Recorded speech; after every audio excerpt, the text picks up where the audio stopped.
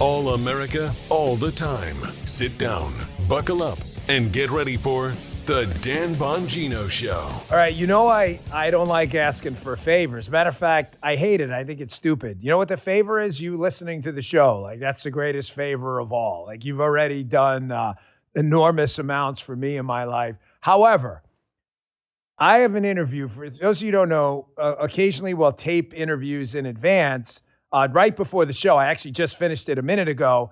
And it's only because of timing or, sometimes we don't want any tech hiccups. Sometimes they're live, sometimes not. That's not the point.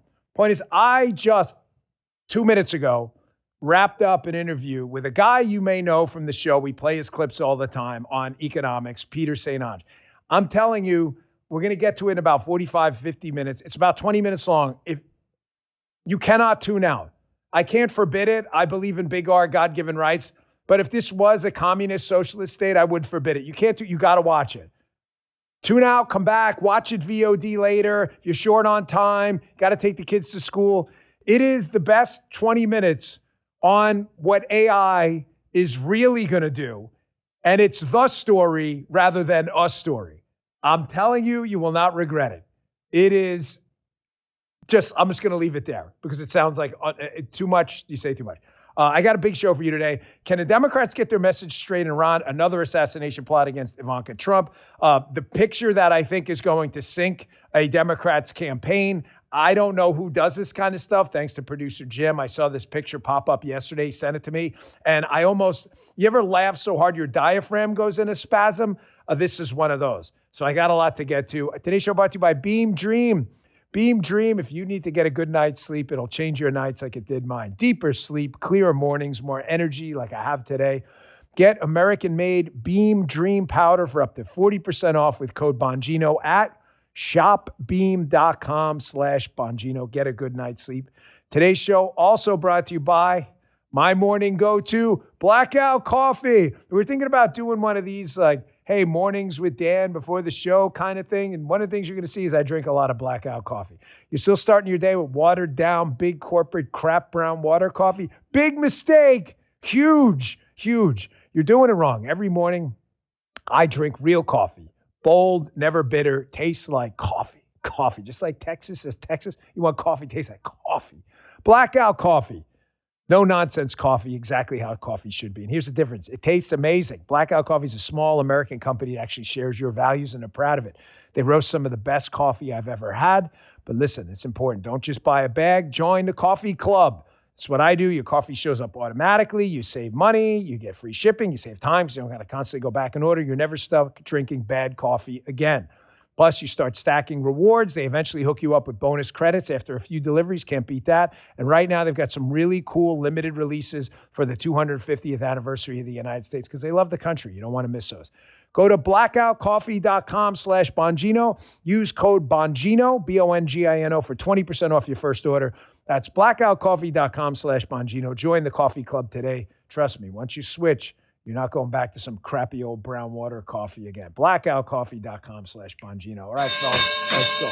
Listen, I haven't spent a ton of time on Iran. I'm just going to say this in the beginning of the show because the Democrats' message on Iran, they're on Team Iran right now. Death to America. The Democrats are like, yeah, go Iran. They're like, the number one finger, the foamy finger they used to sell at the thing. Their thing says, go Iran, death to America, Ayatollah's rule. They're like, hashtag, we love Iran. Like, they're on Team Iran. I've never seen anything like it. No matter what the president does, the Democrats constantly bitch and moan about it. I have never seen anything like this. President Trump bombs Iran and kills the Ayatollahs that want to kill us. How do we know they want to kill us, Justin? Because they say it every day. It's like the bumper sticker on their car. It says death to America. And it's footnoted with the dates they said it thousands of times. They've said it. Trump goes and kills the Ayatollahs, wipes out the leadership, destroys a lot of their missile supply, destroys their ability to easily get their footing back up to launch a freaking nuclear weapon. And the Democrats are bitching and moaning. I can't believe it. It's an illegal and unnecessary war. Okay? Democrat talking point number one. How it's illegal? What are they going to try? You're going to make up a fake criminal case against President Trump? Justin's like, don't give him ideas. Don't give him ideas. He's the commander in chief. Impeachment three-peat, right. Well, that's definitely coming no matter what. They'll just make it up. So talking point number one, illegal and unnecessary. Unnecessary. They were only trying to get a nuclear weapon to kill us all. Whatever. Then President Trump, they go through a ceasefire process. President Trump is negotiating with the Iranians to get a deal for some, hopefully, midterm. I don't think it's ever going to be long-term stability, but midterm stability, so we don't have this sword of Damocles hanging over our head in this threat. And the Democrats are bitching again. I can't believe this guy's in the deal-making process. What freaking, I want to say something there. What freaking story is it? Can you engage in a cranial rectotomy and pull your craniums out of your collective asses and just tell us what your stance is? Not that it matters anymore because you're so crazy, but at least we would know what you're arguing. I watched this news coverage from these crazy CNN and MSNBC channels, and do you want him to negotiate or not? I guarantee you the same people bitching that he's negotiating, if he starts dropping bombs again tomorrow and wipes out level 62 of the Iranian mullahocracy, they'll be bitching about that. I can't believe he's bombing again. Okay, bro. I mean, we all still live in this country. You see the flag behind me? That's not the Republican flag. That's the flag of the United States of America. It used to be gouge to do this, while we're engaged in hostilities, to be shitting all over the country. I've never seen a party. You can gripe all you want about the Republican Party and the MAGA movement. I'm going to tell you something. You're comparing it to like the freaking Bad News Bears before they had good news. I'm like, okay, no, some of you remember that movie. What's your standard of excellence? The Democrats? They're in total disarray. They've got a cabal of candidates so bad. You've got a Nazi tattoo guy, one guy who's alleged to be part of some Al-Qaeda associated group. You got another lady running in Michigan who tells everyone how Michigan sucks.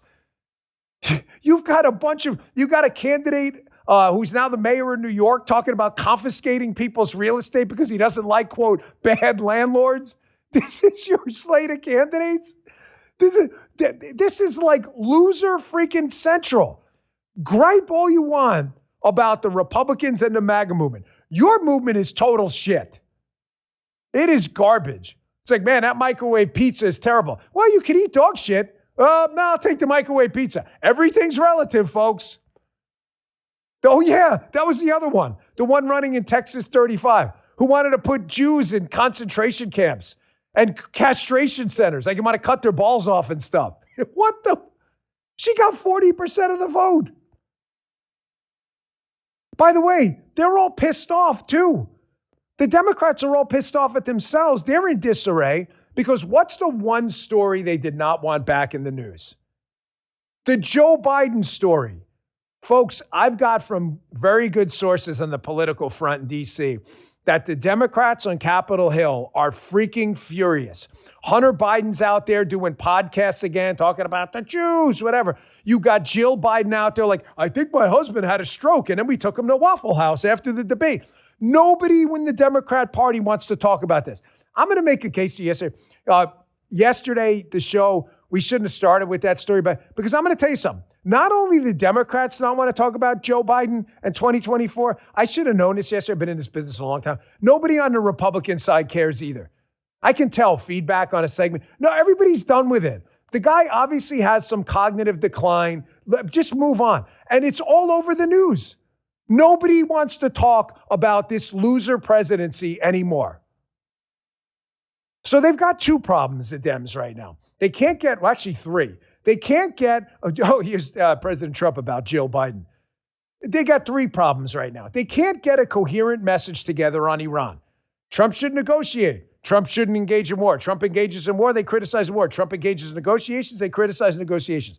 Their second problem, Joe Biden's back in the news, reminding everyone of the really shitty Joe Biden era of 9% inflation, withdrawal from Afghanistan, American power going down the tubes, and an open border. The Democrats want to move on. The third problem they have is their candidates are genuinely awful. They are terrible. Their candidates are the worst I have ever seen. And what it's doing is it's leading to this infighting on the Democrats' side where they're all showing their ass. And the only way to prove bona fides to your Democrat cause is to engage in increasingly violent rhetoric. Folks, this stuff is getting really, really, really dangerous. It got really dangerous a long time ago. Did you see this story from Fox yesterday? This poor Erica Kirk, she loses her husband, and you've got lunatics out there like this Texas man accused of threatening to kill Erica Kirk and bomb a Turning Point event. Looks like the FBI and the locals got ahead of that. Guy's been charged with a third-degree felony count of making a terroristic threat. Everyone's innocent till proven guilty. However, 26-year-old Jacob Wensky allegedly wrote a disturbing series of online posts and emails saying he knows exactly where to bomb an upcoming TPUSA event. What is going on here? The answer is there's a party in disarray where their only coherent message is violence at this point. That's it. We have another assassination attempt disrupted by the FBI against the Trump family. Did you see this story on Fox? This time against Ivanka Trump. Now, you may say to yourself, well, what stage was this in? Apparently serious enough that this Iranian-connected suspect in the case had blueprints to her house. Democrats, when are you going to dial down the bullshit and just come up with an actual platform to run on other than let's go whack the other side? Check this out. According to a court filing earlier this month, it turns out that an alleged terrorist from Iran's notorious security service had pledged to murder first daughter Ivanka Trump, and his plot was actually so advanced he had obtained a blueprint of her $24 million Florida home, according to the New York Post. He also posted a chilling threat on X that translates to, quote, "I say to the Americans, look at this picture and know that neither your palaces nor the Secret Service will protect you. We're currently in the stage of surveillance and analysis. I told you our revenge is a matter of time." Now, the suspect, Mohammed al-Sadi, is a 32-year-old Iraqi national. He now stands accused of taking part in as many as 20 different terror attacks on Americans. He was taken into FBI custody after agents identified his revenge plot. He was hoping to avenge the killing of Iranian military chief Qasem Soleimani in a U.S. drone strike in Baghdad, as you just mentioned, Dana, 6 years ago. Folks, and please, like, let's not and I know the media folks who listen to my show, I read your nonsense and stuff, the left-wing media people, please stop with the childish bullshit. It's both sides. It's not both sides. We have been cleaning up people pretending to be part of our movement for the last, year plus of the Trump administration. Did you miss all those stories? Because I've been central to a lot of them. Not the only one. Don't tell us it's both. It's not both sides. We accept none of this stuff on our side. You guys I've never seen a worse slate of candidates, a worse messaging campaign. That's why Democrat approval, we had that poll up the other day. Democrat Party approval is at 10% or some ridiculous number because you guys just really suck. I told you, you complain about the Republican microwave pizza being terrible, and you're feeding your people dog food. By the way, speaking of feeding people, this is the worst slate of candidates I've ever seen. I'm going to tell you something. I think Plattner's the worst Nazi tattoo guy up in Maine, but this dude in Texas, Talafrico, I can't get enough of this story. This guy's running in Texas. Look at this picture. Producer Jim, who's like the barbecue king. He's won barbecue smoke meats awards and stuff. Jim's religion is like barbecue. Jim's like God barbecue. Jim loves his barbecue. He sends this over to him. There's a picture of Talafrico. Who the eats barbecue like that? You get the napkins for when you're done eating the barbecue. You don't eat the napkin with the barbecue. What the hell is that? Has this guy ever had extra moist brisket? What the hell is this guy doing? Oh, let me get it. You can get your hands dirty with barbecue. Some of these places even have the quickie wipes or whatever you call them, the Quickie Mart from The Simpsons. They even got the wipies afterwards. Woo, here you go. You eat the barbecue. You can get your hands dirty with barbecue, bro. Davy Crockett, Jim Bowie, Talafrico? No. Sam Houston, Talafrico? No. Worst slate of candidates I've ever seen. And now we're in with the Democrat Party because they can't get a message. We're in the total chaos stage where they're back to the dipsy-do flipperoo. Does anybody remember what the dipsy-do flipperoo is? I haven't mentioned one of these in a long time.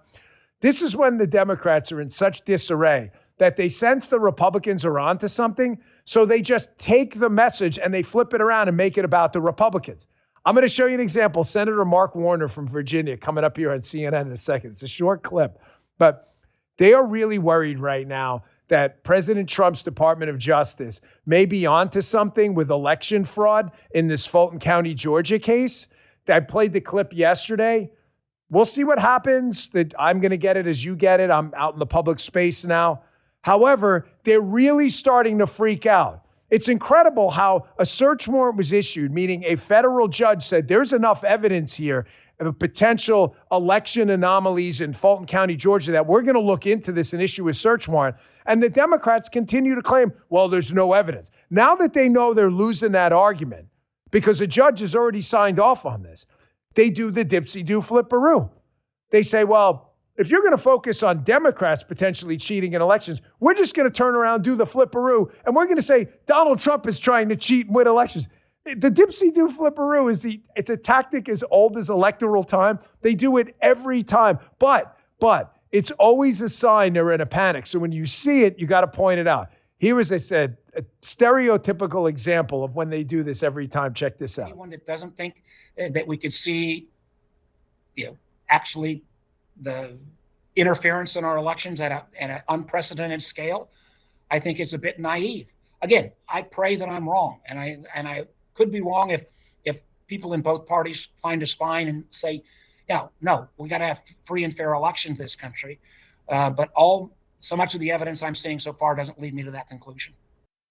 Folks, whenever you see the dipsy-do, call it out immediately. It is a hallmark sign of red line 9,000 RPM panic on the Democrat side. Every single time.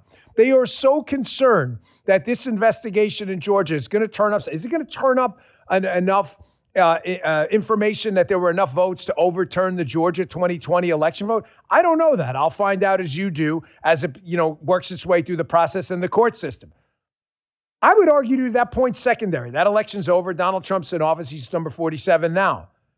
The primary it's not irrelevant. However, the primary argument is going to be, even if it's 100 votes or 500 votes, the fact that there was a process uncovered in the court system to flip votes or steal votes is the argument. Because the Democrats have made the opposite argument. Oh, this voter fraud is BS. It's all a Republican talking point. It's all garbage. They can't say that anymore. That's what they're worried about. That's why he's pulling a flipperoo. Get the media to talk about Trump trying to steal elections while Trump's trying to focus on people not stealing elections. Folks, the Democrat messaging machine, there's something Trump has done to them. He has thrown some malicious code into their messaging machine software. I'm telling you, I've been at this game a long time between being a candidate and a commentator. Not as long as everybody. I mean, certainly not as long as Levin and Hannity and others, but it's been well over a decade. I've got a good body of experience. I only tell you that because it's relevant to my next point. I have never seen them this chaotic, angry, and violent in their message, ever. Whether it's this eat the rich, dox conservatives, bomb threats, shooting up threats, actual attacks on President Trump, White House Correspondents' Dinner. I have never seen swatting of Amy Coney Barrett. I've never seen anything like this. I haven't, not in my lifetime. Here's the guy who used to be considered like a moderate voice of reason for the Democrats, James Carville, who they used to go to him as like the Clinton era moderate Southern Democrat, Louisiana drawl kind of guy where he could appeal to the working class Democrat. This guy's freaking lost his mind. If this isn't another indicator of absolute chaos on the dog food Democrats versus at times the microwave pizza Republicans, but what I believe to be like the elite tier 1 level pizza MAGA movement, there's no better example than this guy. He used to be the sane one. Listen to this meltdown. Check this out. Hate him. And it's a refreshing but genuine visceral hatred we have. And we want him to know that. And the last thing that we should want, and the last thing I want anybody to die. Okay, that's no. I don't want him just to be alive this November. I want him to be cognizant, because I want him to know how much the American people hate his fucking guts. I'm sorry, I missed the language alert again. I hear with our Democrat Zen moment at the end, there's another language alert. I'll remind you at the end. I'm really, really trying my hardest to put a squelch on the Queens in me. Do you see how angry this guy is? Folks, I'm going to tell you something. From a guy who's run in elections and been in this business a while, anger as a movement I'm not going to tell you doesn't work. It can work if it's, and I mean, I don't mean in a good way. I mean, you saw it with the growth of the Bolsheviks and the growth of the Nazi National Socialist movement in Germany. Anger can work. And it usually ends in death and destruction, starvation, torture, and basically national humiliation. Anger in the United States with a prosperous, burgeoning middle class in a relatively healthy economy, I'm telling you, is not going to work. It just isn't. People do not, outside of this raging group of far left liberal Democrats who want to, kill and dox and bomb everyone on the other side. This is not a mainstream movement. Contrast the faces. Do you guys got a screenshot of that face? Carville's he looks like he's ready to kill someone. I love how he throws the caveat in there too, by the way. Well, I don't want anybody to get hurt or anything. Oh, well, gee, thanks, buddy. That's really nice you threw that in there. Like a little asterisk footnote. Look at the face on this guy. I mean, you want that on a campaign bumper sticker? Vote for this guy. Vote for this guy. He's so angry, but don't worry. He doesn't want anybody bombed or hurt. That's your message? Folks, this is going nowhere. The rage campaign on the left is going to implode as long as we keep the economy in relatively good condition. I mean, they've been relegated now to screaming at the quarterback of the Giants because he introduced the president of the United States, Donald Trump, at a rally. And by the way, why is this? I saw this yesterday. You notice Jackson Dart guy?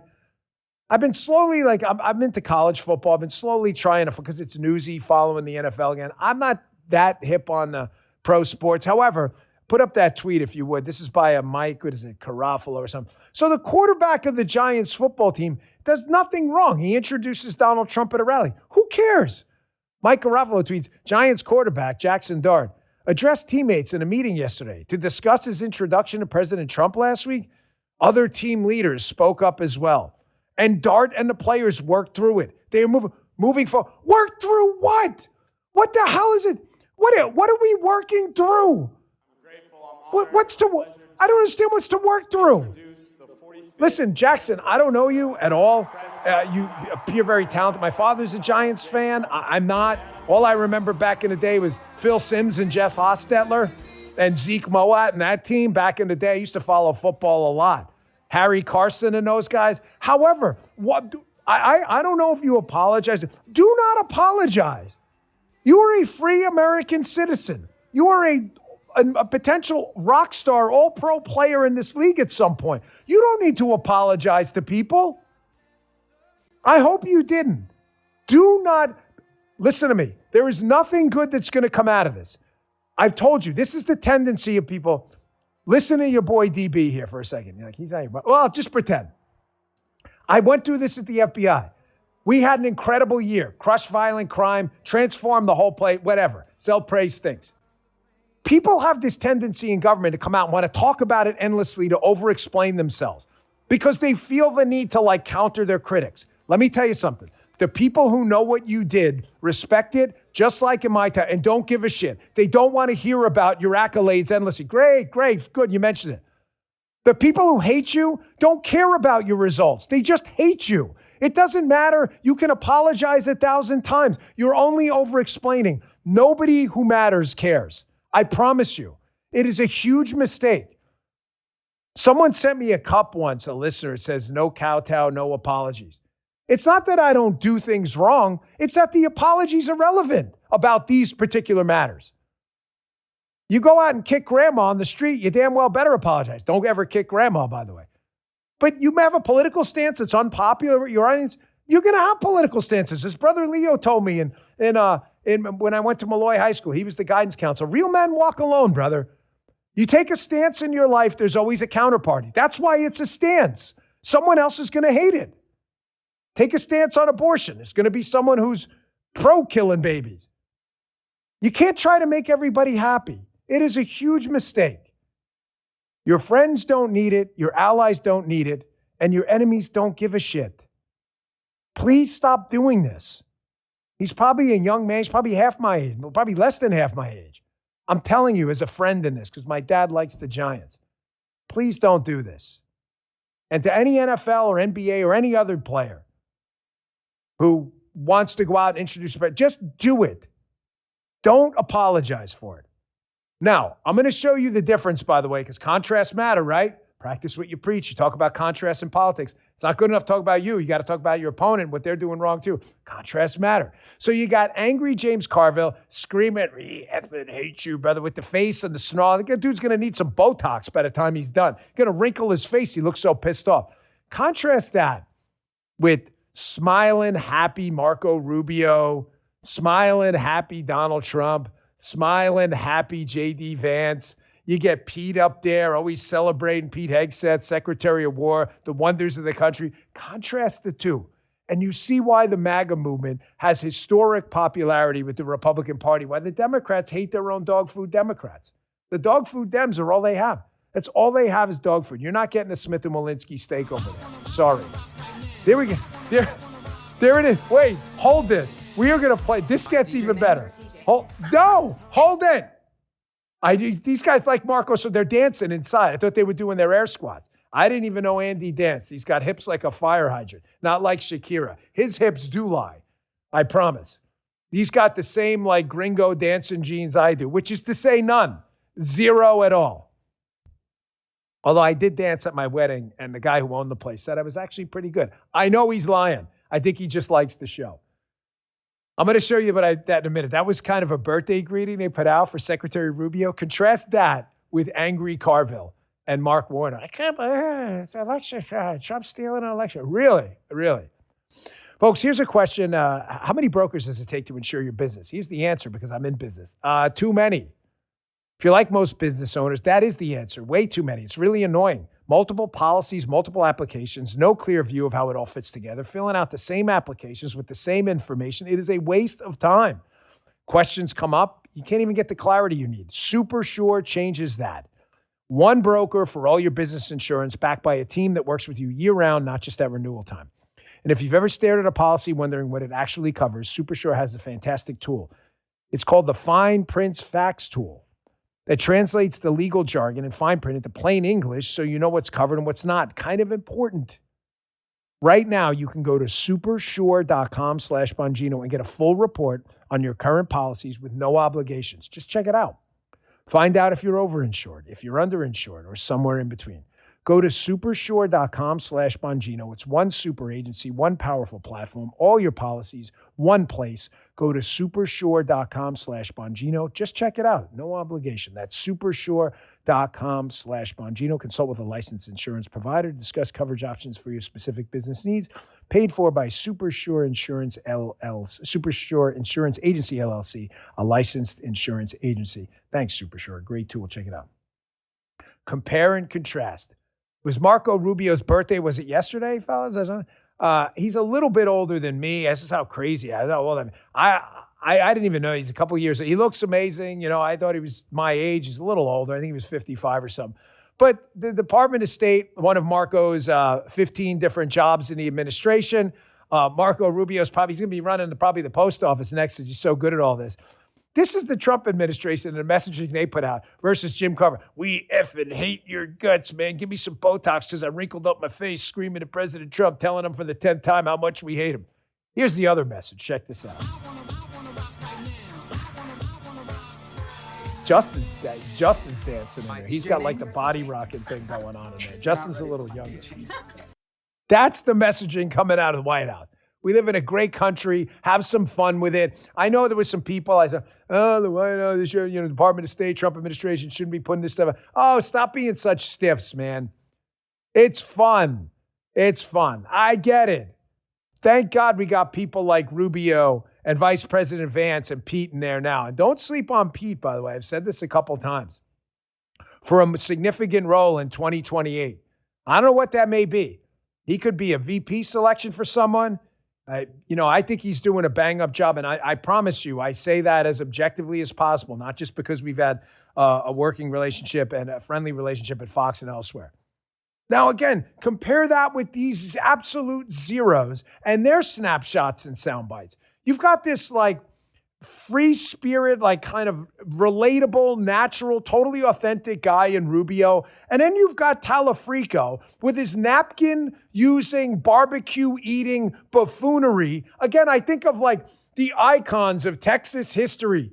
Bowie, Houston, all of them. And then you get Talafrico, who can't even eat a piece of barbecue meat. Oh my gosh, I may get some barbecue residue on my, I don't want those heterocyclic amines from the barbecue to get on my food. What? Just eat the freaking barbecue, bro. Stick the barbecue in your mouth. Get your hands dirty. Someone will give you a wipey later. Wuss. Here's Talafrico on the phenomenon that many of you are going to be confused by. Justin was like, is that a thing? Apparently it is a thing. How it's going to roll in Texas, I don't know. Talafrico apparently is very concerned about men and abortions. Like, you mean men like donating to, no, men having abortions. Now, if you're confused here, like men can have abortions? No, they can't. However, this is a big issue for Talafrico, a male abortion. Don't listen to me. Listen to Talafrico in Texas. Check this out. I want to acknowledge that our trans community needs abortion care too. Defending trans Texans is something we have to do every day. No, they don't. No, dudes don't need abortion. Matter of fact, no one should be getting an abortion. You don't want to wipe out a human life, okay? Forget that fact. Men cannot have abortions. Do we even have to say this? I hate to say that I got to waste time on this on the Dan Bongino show. If you are a dude, you cannot get pregnant. Therefore, terminating the life in the womb is not a possibility because there will be no life in a womb you don't have. Now, here's an interview I saw Talafrico doing with this female activist. Some of you will get the joke, but Talafrico doing with a female activist. And she's apparently into all this trans stuff and how men can have units. Men can have vaginas, women can have units and stuff like that. I was totally unaware that that's a thing because it's not. But this is a really fascinating interview, a little bit of a blast from the past. I need you to check this out to see the insanity of all of this. Check this out. Women have penises, right? Some men have vaginas. That's not how gender works. How do we know that? How do we know that that's not true? Where did we learn that from? Yeah, well, I learned that from hearing from transgender people who've said like, "Oh, I'm a trans woman, and just because I happen to have a penis, right? That doesn't mean that this is like who I am as a person, or that genitalia doesn't equal gender, who they are, their gender expression, that, yeah, a trans woman is a woman." With the fluidity of these things, how do I know if I'm a woman? That's a great question. I like scented candles. And Yeah. I've watched Sex and the City. Yeah. Yeah. So how do I know? Yeah, Matt, that question right there, like that question is like when it's asked with a lot of curiosity, right? That's the beginning of a lot of people's like gender identity development journeys. I'm glad you guys caught on to that. I was a little worried. Like they're going to be like, what do you mean? Of course, that's not Talafrico. That is the great Matt Walsh from his fascinating and amazing movie, What is a Woman? I played that because Matt, who's a conservative commentator, is obviously being sarcastic and the woman doesn't catch on because they're so living in a bubble. The reason I played it is that is for displace Matt and put Talafrico's face on. Those would be serious questions. How do I know I'm not? Matt's being funny. Talafrico's not. He's really telling you that men can have abortions.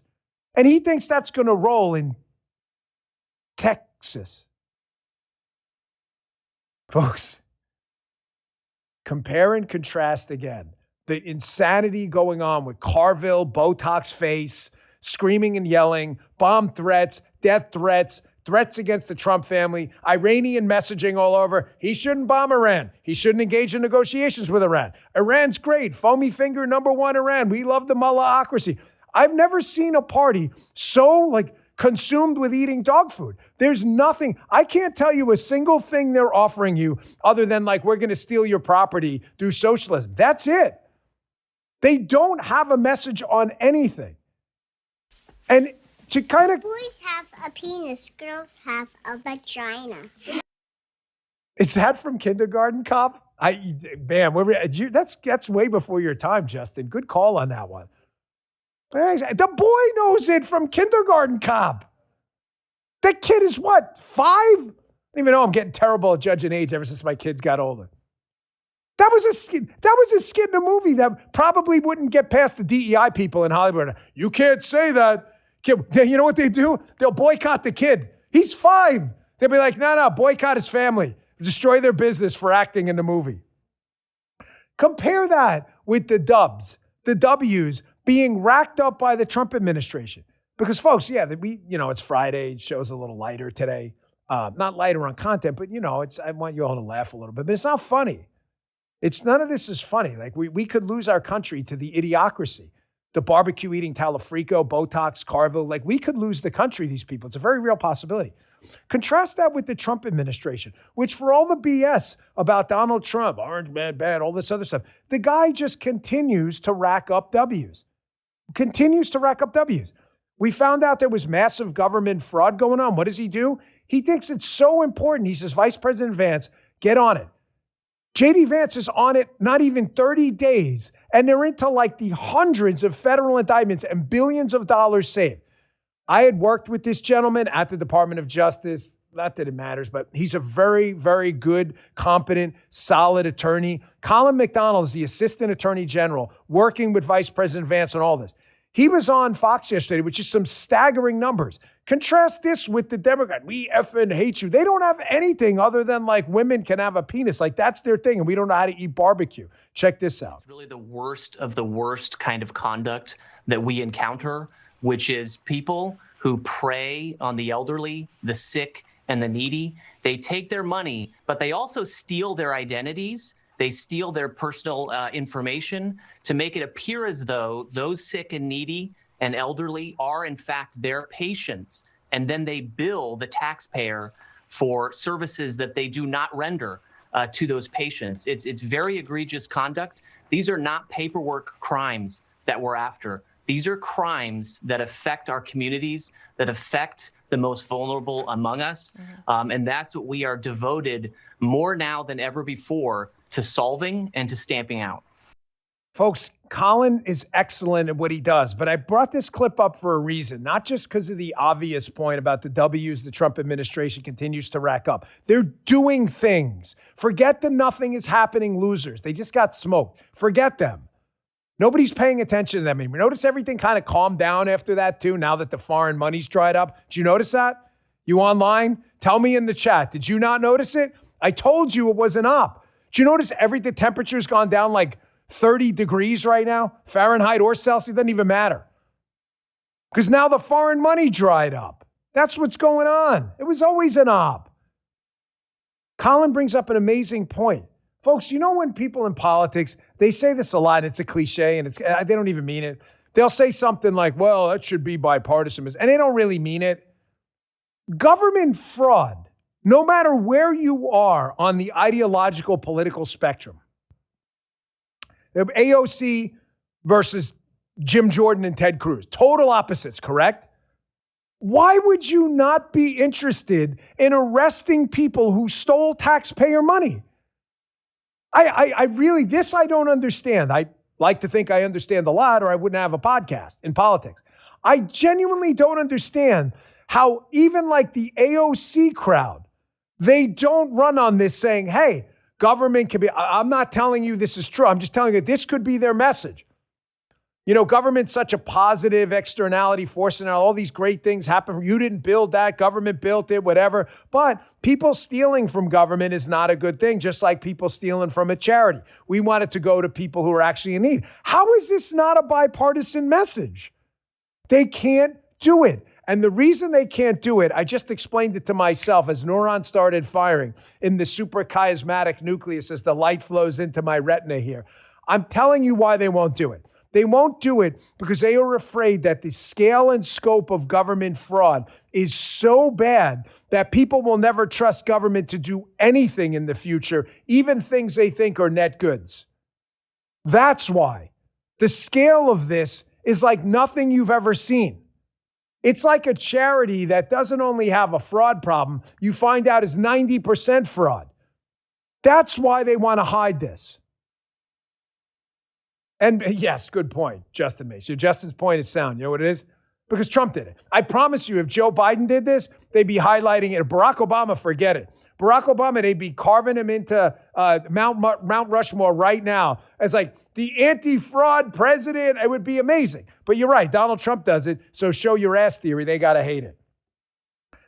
All right, it is Friday. We had an interesting interview with Dr. Mike yesterday. You know I love my Maha moments. This is a huge portion of our movement. I'm so proud of the fact, by the way, that the Democrats were not smart enough to catch on to this flourishing component of MAGA, the subcomponent of MAGA, which is the Make America Healthy Again movement. Folks, this is long overdue. The era of like sit on your ass and eat rice cakes, upside down food pyramids, stupid advice from the government, hey, eat your rice cakes or whatever. That is over. And a powerful, growing portion of this movement as we start to coalesce around the midterms is this Maha, Make America Healthy Again movement, because it applies to everyone. You know why? Because everyone is a one who has a body and a system and doesn't want to die, because the golden rule of the Dan Bongino show is please don't get dead. You don't want to get dead because getting dead is final. One of the guests we had on the show about this, the health hacks, is a fantastic Dr. Rhonda Patrick. She was talking about the dangers of body fat. And you're like, yeah, you don't want to be overweight. Yeah, but did you ever say to yourself, why? It's not just the physics of it that it eats up your joints. It makes your heart have to, support extra weight you don't need. Folks, fat in your body, visceral fat, does things. It's biologically active, and they're really bad, not good. That's why obesity and these old school Democrats, remember, Justin? Everyone in the show is in really good shape. Remember in the back, they were like, body positivity. No, there's nothing positive about that. You're going to die, and this show is not going to bullshit you. Don't tell me you don't have time, and bullshit, I don't have time. I'm sorry, I'm 51 with bad arthritis. I'm still busting my ass in the gym. You want to find time and not die, you'll find it. Here's Dr. Rhonda talking about how bad this visceral fat is. Get rid of it. Stat. Check this out.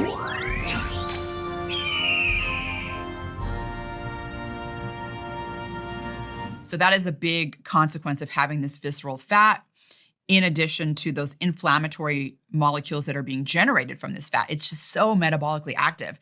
And that inflammation that you're generating not only does things like raise your cancer risk by 44%, it also makes you tired. It gives you brain fog, lethargy. When your immune system is being activated by this inflammation, you're taking energy away from your brain. It's a lot of energy to activate your immune system. And so that energy is now going to the wrong place. It's not going to your brain. So you won't feel cognitively as sharp and absolutely won't. Just think about when you have an infection. Your immune system is very active. You're fighting off a pathogen, right?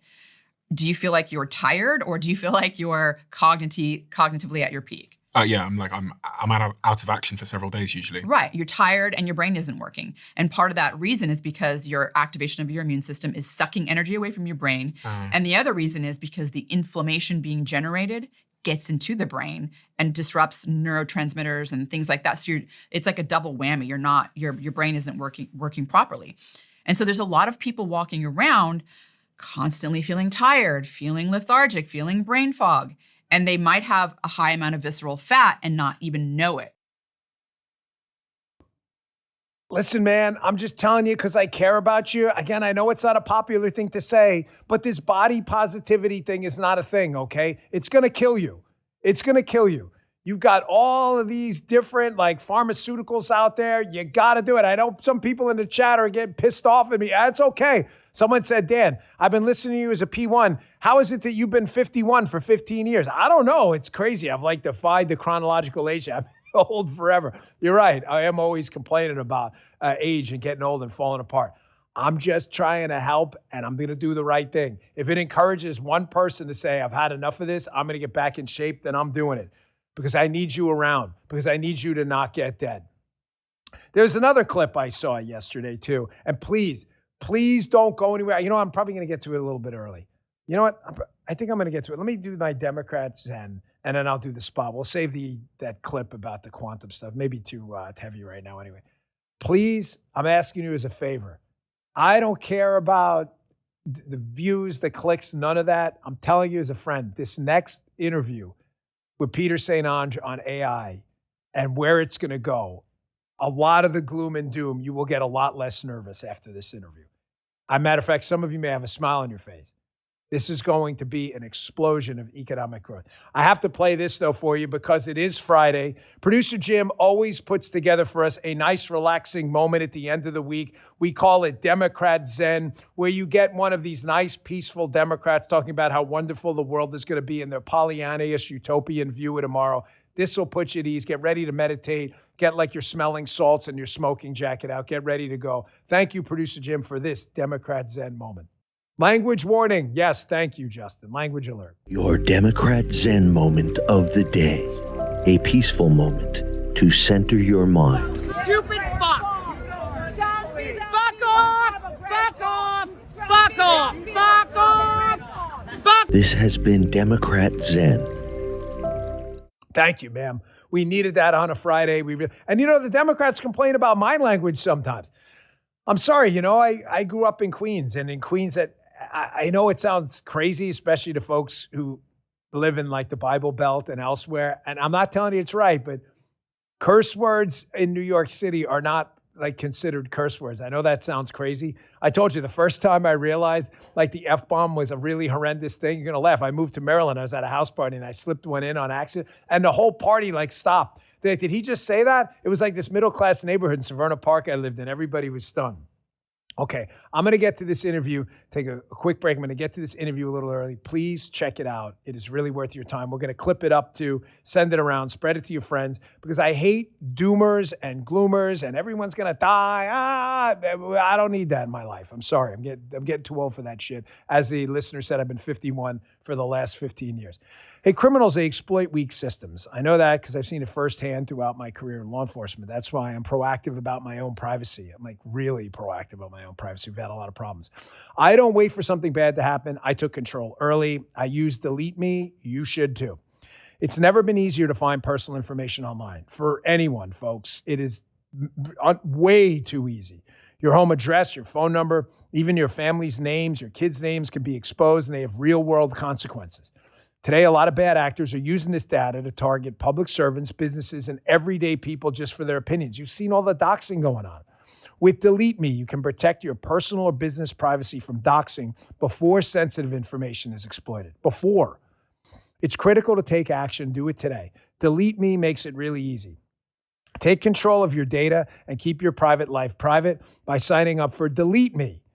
Now with a special discount for our listeners.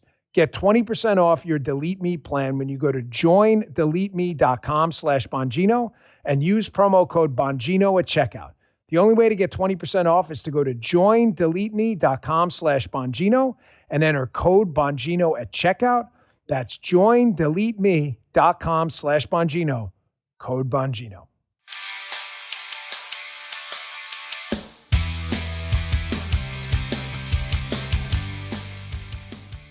Man, am I excited. I feel like I know this gentleman already. I cover his clips all the time. Professor Peter St. Onge, his website is Prof, P-R-O-F, short for Professor, STONGE.com. Prof. St. Onge, P-R-O-F, STONGE on Twitter, X. I strongly recommend you check it out for your economic advice of the day. Sir, welcome to the show. So good to have you. Thank you for having me on. Yeah, I feel like we know each other. I played so many of your clips. You just have such a really good balanced perspective on everything. So I think the biggest question economically the average American has right now is obviously artificial intelligence. Where is it going? Is this the dot-com era? Is it a new industrial revolution? Is it like nuclear power? However, the ROI on it, the return on investment, there's trillions and trillions of dollars being spent. Some of these companies are clearly not going to see that future financial benefit materialize. But the technology is so profound in its scale and scope that I'm not sure the doomsday predictions of the dot-com era part 2 are accurate. What's your thoughts on that? Yeah, it's funny. So I think you and I are the age where, .com came in when we were young, and the assumption of the time was that that was like a once in a lifetime, maybe a once in a millennium invention, the internet. And I think what's been shocking is that in many ways, AI is much bigger. I mean, like 5x, arguably 10x. If you look at things like dominance of VC capital, if you're a venture capitalist right now, there's almost nothing but AI. It's much more dominant than it was during .com. The amounts invested, again, there's something like 8x what was invested, inflation adjusted, what was inflation during .com. During .com, it was fiber optics, it was infrastructure, it was servers. When you look at the scale of these hyperscalers, of the data centers, this is much bigger in terms of money, in terms of a sort of VC bandwidth. And then the other side of it is, of course, the revenue. And there, AI is interesting because the revenue case is much, much stronger than it was for .com. So during .com, I remember Paul Krugman made fun of the internet. He said, we're going to run out of things to say. That's right. I don't think we're there yet. There was an analyst who, they said, I don't get Yahoo. It's like opening a storefront and giving everybody a free glass of water so they can watch ads. I don't get how you make money off that. Like when you really boil out the sort of use case in the first 5-10 years of the internet, it was pretty weak. It was Google guiding your searches, putting display ads up. It was display ads all over the place, Amazon.com. That was pretty much it, right? The rest of it, like Reddit, it was just people goofing around. There's very little money to be made. Now, if you compare that to AI, I mean, there we're talking like 100x. The monetization is so clear in AI. So Goldman Sachs, for example, they've run experiments where, they used to have a whole team of $250,000 analysts on IPO paperwork, and now they can do it in like 15 minutes with Claude, and they just need one guy to go through and make sure it didn't do anything stupid. You're seeing across the board like 10x reductions in cost. That, of course, means that companies are willing to pay up to 9x worth of tokens. So I think, you see complaints on, for example, Zero Hedge. I love Zero Hedge, but you would lose money listening to them. They want to poo-poo everything. Every trend. And, they've been talking a lot about the circular, how the vendors are financing. So during .com, I worked in a telecoms company, Harris Corporation. We did vendor financing. That's how the world works. Welcome to reality. I think if you look at the underlying economics of AI, they are so much stronger than .com that honestly, is it a bubble? Without a doubt, it's a bubble. You can look at NVIDIA, you can look at Broadcom at their stock price. The question is, does it have longer to run? I think it's got a lot longer to run. I think so, too. We're talking to Peter St. Onge. If you're listening on Apple or Spotify, please check him out on X. I highly, highly recommend it. You will be far smarter. One of the reasons I think the comparison is bunk between the .com era and even the Industrial Revolution and the electrification of the economy is sort of think about it. Like that. When you had a coal-generating electrical plant early on, imagine the CapEx to build out the electrical lines, the CapEx on the consumer end to electrify your entire home and build out the wires so it didn't burn down. Now, you're seeing similar CapEx expenditure on the production side with the labs pouring trillions, Meta and others pouring trillions into it. But the implementation, you don't have to rewire your house. If you're running whatever, right, dogtoys.com, you don't have to pay a web developer $10,000 for a website. All you've got to do is go on ChatGPT or Google Gemini. It's almost essentially free to you. So I don't even buy the comparisons. I think that's why, your optimistic tone. I agree with you. Like, this is not the .com era where you've got to move an entire consumer market from in-person consumption to online. You just basically give them the website and let them implement it in their own HVAC business with an HVAC agent. And you make a great point, which is that I think the key on AI that's getting lost is that it is a massively democratizing technology, right? So a single person can build literally $1 billion business. There was a guy who he built a business using AI to compete with Hims for GLP-1 drugs. $1.8 billion, one dude. He didn't even need contractors. He just fed it all into Claude and then he checked it over for mistakes. It is massively democratizing not only an economic opportunity, but especially in jobs. The story of AI is a massive blue-collar boom. If the Industrial Revolution was revenge of the nerds, right, where physical labor got devalued and then cognitive, intellectual labor took over the world, AI is the exact opposite. AI commoditizes that specialist information. If you've got a robot with AI in it from Tesla, for example, and it's folding your laundry, well, guess what? It can also do brain surgery. So AI massively devalues the nerds. It's revenge of the shop class. You're already seeing that, for example. PricewaterhouseCoopers, they're estimating 4.7 million construction jobs in data center construction. These are electricians. They're doing the infrastructure. They're doing the racks, the servers themselves. They're building the things. This is what gets lost in it because the AI doom porn, how all the jobs are going to vanish, those are written by journalists who are losing their jobs to AI. They're written by professors who are being replaced by AI, analysts who work at think tanks who are being replaced by AI. The tiny portion of the economy that is going to get gutted by AI are these specific people who are writing the doom porn. If you zoom out, AI is massive for the rest of the economy, for the other 80%, as especially for the blue collars, who, by the way, the jobs are going to Americans now because of mass deportations.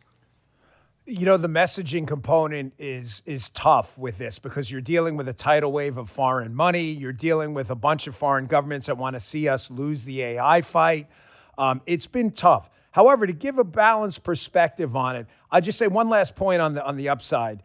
The democratization of this technology. Can you imagine how many, I mentioned this idea yesterday. Unfortunately, I had to deal with cancer, thank the Lord. I'm done with it now. But when you see a 9-year-old with leukemia in MD Anderson wheeled in with a cannula and a food tube in at the end of his life, the minute AI comes out with a breakthrough that can save these lives, Peter, I'm telling you, it's going to change. It's going to be really hard to argue against that.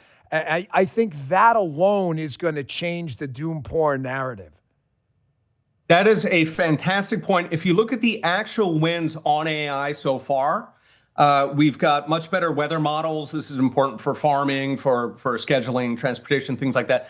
But the biggest single win, and again, this is, I don't see this anywhere. Protein folding by AI, DeepMind, that won the 2024 Chemistry Nobel. Okay, this is not something weird and fringe. Protein folding tells you how genes can, or how drugs interact with the body, because they tell you sort of the missing link between the genes and the actual effect in the body. They're absolutely massive. They're a holy grail. That is the single biggest contribution. That alone is bigger than the internet managed in its first 10 years. We're already looking at drug development is compressed. So, what used to take years identifying targets is now taking months. Estimates that drug development is going to compress from 10 or 15 years to 5 or 7. The number of lives being saved like that, right? So again, there's this narrative from the doom porners that, ChatGPT is about sociology students cheating on their essays. No, this is going to be absolutely tremendous. It's possible that we could even go after aging itself. I think there are going to be the impact ultimately of AI, I think is going to be on the order of electricity. It's going to be absolutely massive. Yeah, I couldn't agree with you more. On the downside component is we are dealing with a massive messaging machine. What I love about your X channel, again, it's @Prof, short for Professor Stonge, Stonge. Check that out. It's in the background if you're watching on video. There is a heavy doom porn business out there from people. I believe a lot of it's foreign when you trace some of the money. Kevin O'Leary, Mr. Wonderful's done some exposés on this with a data center he's constructing out there in Utah. He's an investor in. I think we are going to have to deal with the old kind of, this class warfare battle that's been ginned up by the socialists against us from the beginning of time. And the wealth creation from this, I agree with you, is going to be on par with, and I think supersede electricity. There are going to be trillionaires, and a lot of them are not a possibility, are a guarantee. The messaging component is going to be tough. What I love about your X channels, you never fall for these bullshit us stories. You'll tell the story, but it's a real thing we're going to have to deal with. Whether it's an unparalleled legacy of philanthropy, where a bunch of these trillionaires pledged to give away a lot of their wealth, we are going to have to deal with this because we've been dealing with it basically unsuccessfully since the beginning of time, as you can see, because Bernie Sanders' message unbelievably still resonates. Yeah, well, Elizabeth Warren, for example, she just came out with this screed. It's a coordinated attack by a number of Democrats where they want to tax AI. And their point is that we tax workers, we have all these burdens that we place on workers, and we don't place them on AI. Now, I agree with her, right? Yeah, no, we should get rid of payroll tax. We should get rid of the income tax, without a doubt. But yes, the left is going to make hay on this. If you look at opinion surveys, most Americans are hostile to AI. That's especially the case for young people. Above all, for college students, there was a speaker at UCF a couple weeks ago who got booed off stage for saying nice things about AI. And, some of that is misunderstanding on the jobs. If you sort of zoom out on it, a house painter in the United States, which is industrialized, makes 20 times more, $200 a day, 20 times more than they make in India. Why? Because India is only half industrialized, right? What people don't understand, thousands of years of technological innovation. There's been a concern forever. The ancient Greeks worried that oxen were going to replace men. We'd have too many men. We'd have to start wars to get rid of them. All right, technological unemployment is not new. It's very, very old. And what happens every time is some people take a step down on an escalator. Okay, they end up much, much higher. Okay, so when a house painter in America who was victimized by automation, we are a high automation society, they're relatively at the bottom of the ladder, but they're making 20 times what they would have made before the Industrial Revolution. So that's what we're going to get out on the other end of it. So in the long run, it's fine.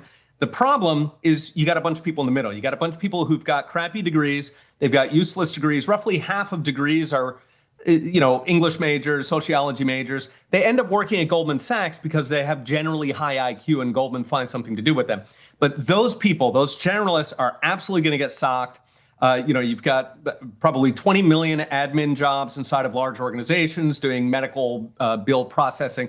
Those people are going to get wiped out. They're going to be very upset about it. They are going to take a step down on the escalator. Eventually, the escalator comes up. But, if somebody's starving right now or, anyway, trying to make bills meet and you tell them, no, it's going to be fine in 10 years, that's a trick. So absolutely, the biggest goal there is that government gets proactively out of the way. If you've got a small business, hiring somebody should be like ordering something on Amazon. Right today, anybody who runs a business, there is so much, compliance, regulation, so much you have to jump through. Get rid of all that, remove the friction.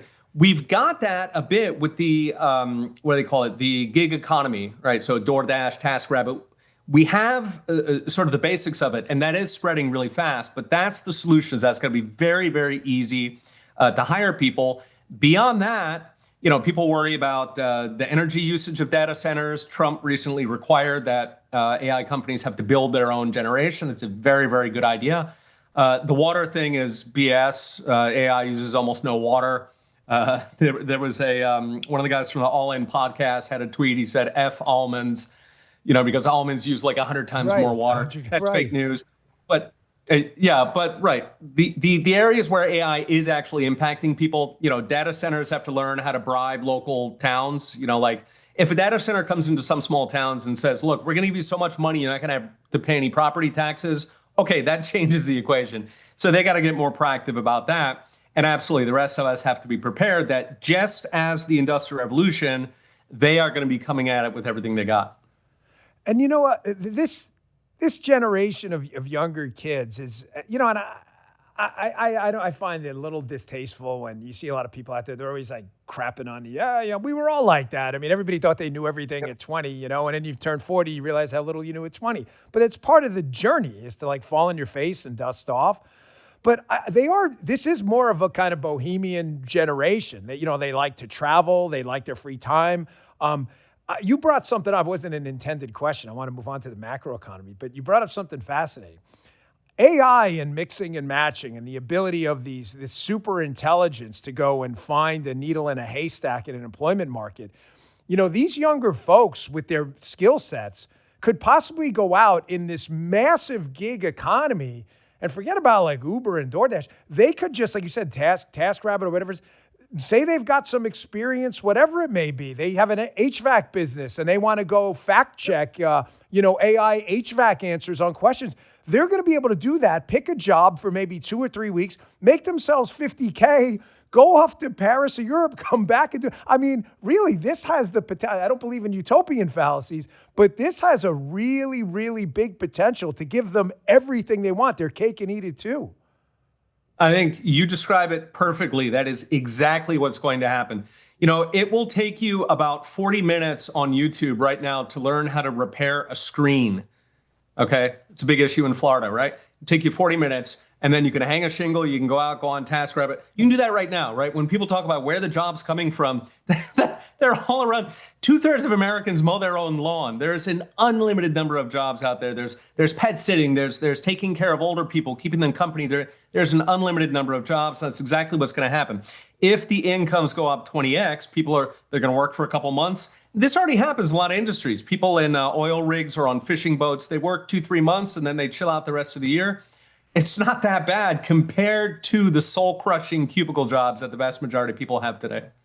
Right. It's like you can't make both arguments at the same time. Like, we don't want to be Henry Ford assembly line workers, widget here, widget here, widget here. And then you get the opportunity to apply your specific skill set to a global economy online connected by AI. Either one of those arguments doesn't work. I'm really sorry. But you had a great video on your X account. Again, it's Prof, PROFSTONGE. I strongly recommend you follow the account.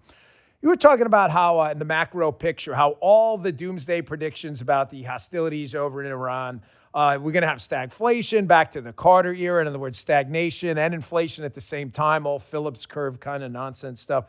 That didn't happen. Yeah, there's been some oil disruptions, no doubt. I'm sure that the president recognizes that. It's not a politically popular decision, I believe a necessary one. But the national security component aside, that did not happen. The S&P is doing fine. The NASDAQ's doing great. GDP growth has been better than I think expected. The jobs numbers are doing pretty well.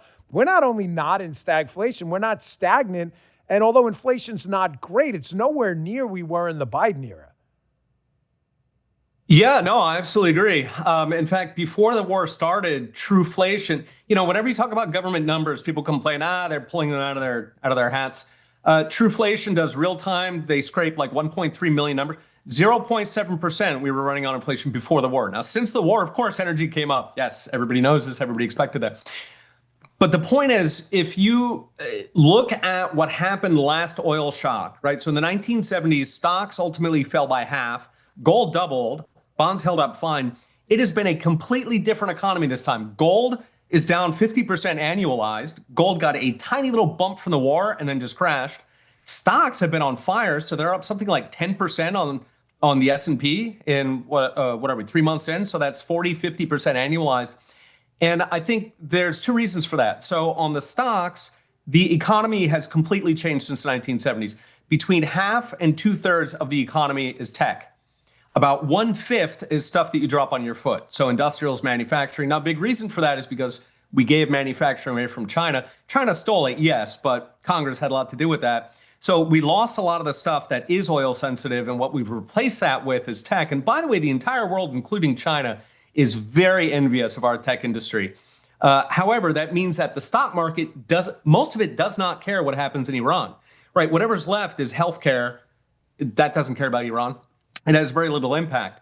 On the gold, I think that's a little bit more concerning, which is that normally when you have a war, you have the safe haven move into gold and also into bonds. But in this war, bonds are down annualized 20%. Gold is down annualized 40% or 50%.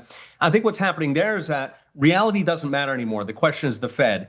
All the market looks at, really ever since Alan Greenspan, is what the Fed's going to do. Is the Fed going to bail us out? Right. That's why during COVID, we had a like a world-ending catastrophe, and yet everything went up. Like every single asset class soared during COVID. And the reason is because the Fed is ready, right? It's communicated to the markets that anytime anything bad happens, we're going to shoot a bazooka full of money at it. The issue this time is that when you combine that with oil prices, the fear is that the Fed's actually going to panic, they're going to slash, and then that is what's dominating gold. It's also what's dominating bonds. So the healthy part is that we're not as exposed to oil as we used to be, plus we have a whole bunch of it, right? In the 70s, we didn't have any oil, but we needed it. Now we have plenty of oil, we're exporting it to the whole world, and we don't really need it. The concerning part is what's going on with the Fed. Well, one concerning part of our macro economy for me, which I know watching your videos concerns you as well, is the exploding amount of government debt. It's not a new problem, but I don't know if you know, like, unlike, Canada, which had this wake up moment decades ago, even the United States, which has had it at times, there doesn't seem to be even a mild concern. I mean, it doesn't even come up. No one even talks about the national debt anymore. The optimistic case is that this AI, electrification, industrial revolution is going to grow productivity, that it's going to make the household debt called the United States irrelevant. I'm not necessarily that much of an optimist on it, given the amount of accumulating debt. However, I am concerned that we're in a race against time against the bond market.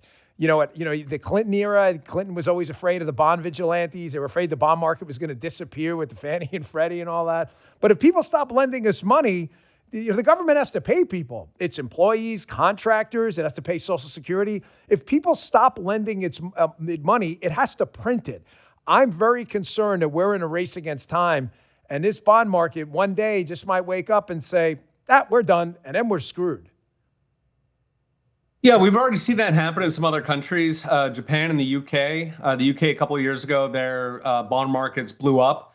The government basically had to retreat and promise to never, ever again cut taxes. I think that we are very much in that danger. Now, when you look historically, what happens at that point, if the bond vigilantes, lose patience, meaning that bond investors they don't want to buy all the debt that the government is creating because they say, well, we're not sure you guys are going to pay it back.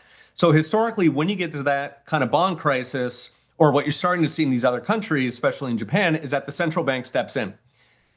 And you get much closer to a world where the central bank is literally printing the budget deficit. Now, the problem with that is that once Congress gets a hold of an unlimited credit card, what do you think they're going to do next? And that goes to your point about the growth, right? So we had the perfect storm when Trump came into office in 24, which is that we had Doge. We had Trump, who is instinctively hostile to the federal government. He thinks the vast majority of it is a waste of time. We had Doge, which had a lot of fire from the Republican base. It amounted to nothing.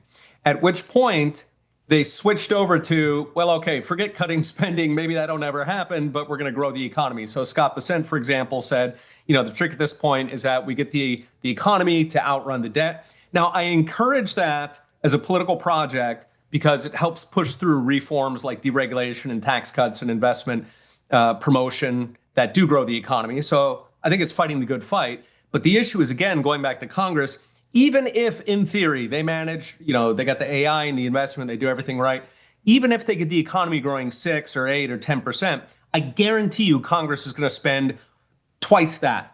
Okay, everything you give Congress, they will take that and take double. So you put that together with a Congress that has an unlimited appetite, and then a central bank that, you're seeing this trend worldwide, that the central bank steps in whenever the bond markets blow up. It goes in and just buys the debt itself. Well, that's called monetization. That is converting the debt directly into inflation. So I think that that's how this ends. It's not that the system necessarily collapses on bond markets. I mean, it does initially, but that then gets converted into inflation. At that point, you have a problem where you've got a K-shaped economy where you got all the rich people. They've got Nvidia stock. Their portfolio is going up 2, 3, 4 times, and they got all these people in the bottom who are financing the whole thing largely because of these government deficits.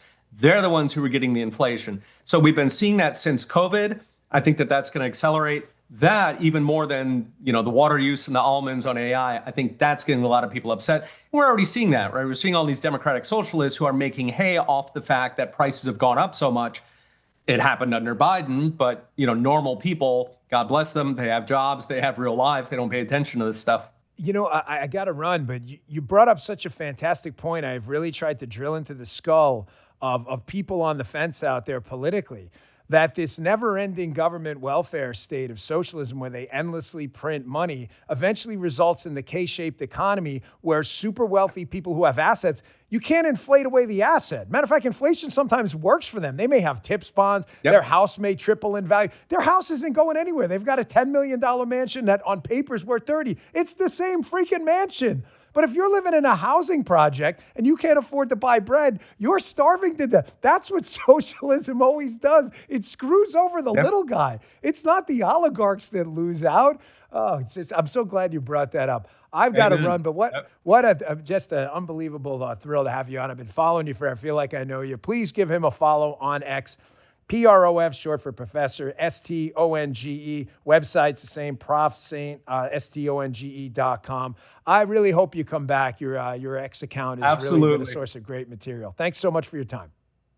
Thank you for having me on. You got it. Folks, I'm telling you, I feel like I already know him. If you watch my show and you're a P1, he's like a regular member of your household by now. His economic takes are just incredible. No BS, nice balanced approach to everything. No talking points. I love that. I hope that conversation about AI, spread that to your kids and spread that last message about socialism too. Quickest way to make poor people poorer is socialism and rich people wealthier, socialism. That's the irony of the whole thing. Don't forget, every day, download the Rumble app. Join us at 10 a.m. Also, you get Vince and Haley at 8 a.m. and noon, respectively. You can check us out on the Rumble app or on the web. It is all free, rumble.com/Bongino. Just click that follow button while you're there. We'd really appreciate it. You can also check us out on your TV. If you have a smart TV, most of you do, just go to the apps thing, download the Rumble app. You can watch the show every day on your TV, free, on demand, live. Join us in the chat. We'd love to have you.